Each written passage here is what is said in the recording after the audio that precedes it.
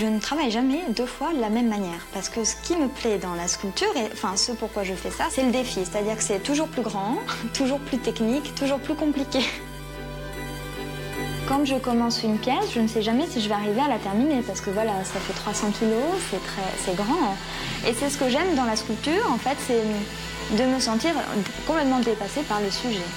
Si j'ai pas vraiment laissé ma peau sur une sculpture, j'ai l'impression qu'elle ne mérite pas d'exister.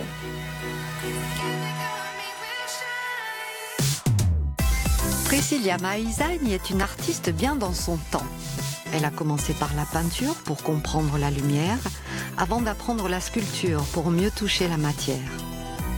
Son monde est peuplé de personnages fantasmagoriques, des pièces monumentales qui la dépassent en hauteur. Aux jolies petites grenouilles, Priscilla préfère de gros batraciens qui se gonflent de leur propre importance. Une sorte de miroir qu'elle tend à notre société du paraître virtuel.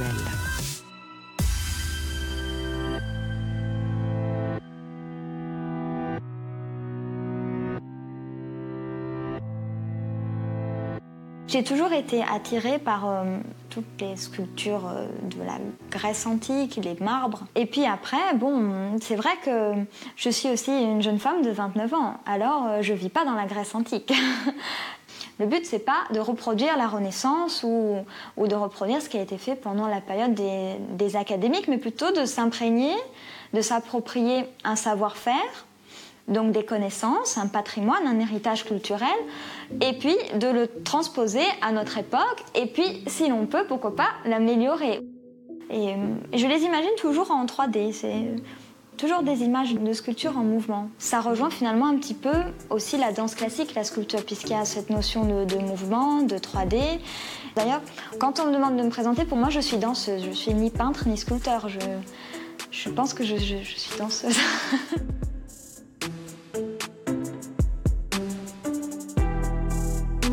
À 29 ans, Priscilla est une artiste qui jongle entre les styles.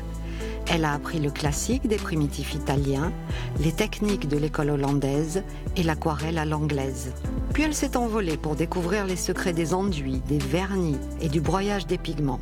Priscilla a étudié à la Florence Academy of Art avant d'aller fondre à New York chez le sculpteur Brian Booth Craig. Elle vit depuis entourée de grenouilles qui règnent sur le monde.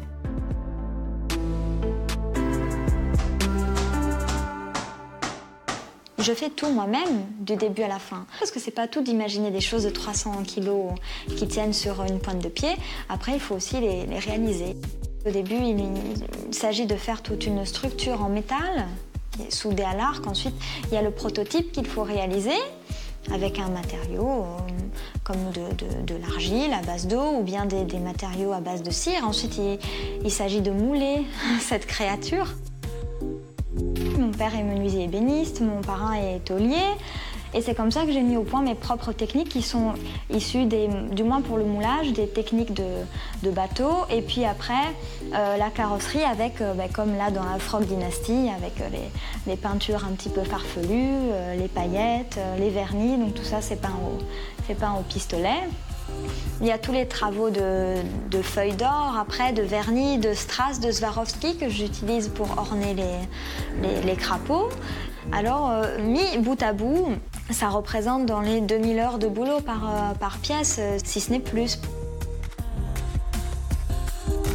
C'est la Frog Dynasty. Alors, je ne sais pas si vous êtes au courant, mais récemment, il y a eu un séisme mondial, un chaos. Et toute la statuaire antique a été complètement détruite à cause de ce tremblement de terre. Donc tous les marbres représentant les dieux grecs se sont retrouvés complètement en poussière. Et alors, il s'est passé quelque chose d'incroyable parce qu'un jour, une fée qui vivait côte ouest de l'île de Napoléon s'est mal réveillée de sa sieste, elle a eu un coup de chaud. Et donc, à son réveil un peu bousculé, un sort fut jeté malgré elle, et toute cette poudre de marbre, donc des dieux grecs, s'est amalgamée à la résine et reconstituée, et on peut dire ressuscitée sous une forme complètement nouvelle, d'une ère complètement déjantée et décalée, qui est l'ère du XXIe siècle et qui est la Frog Dynasty. Donc ce sont les nouveaux dieux grecs. Ils sont complètement dingues, ils sont égocentriques, ils sont narcissiques, ils sont malotrus.